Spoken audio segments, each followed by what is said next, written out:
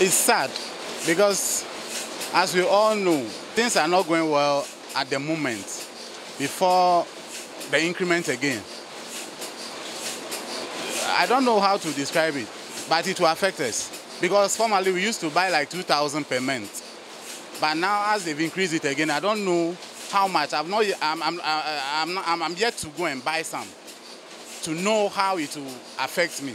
So maybe after 1 month of the implementation, before I can rate the effects.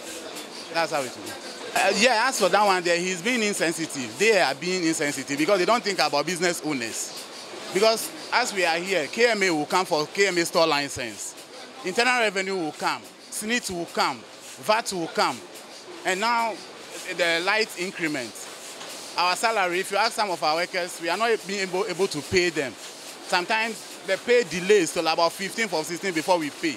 So if you are increasing the light bill again, you are still affecting the people. They don't care about how we manage to sustain our business. All they think about is increment, increment, increment.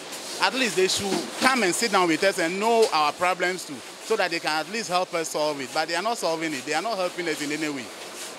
So at least it's affecting some of us. That's why most of the time when you see the printing industry, most of the youths are running away.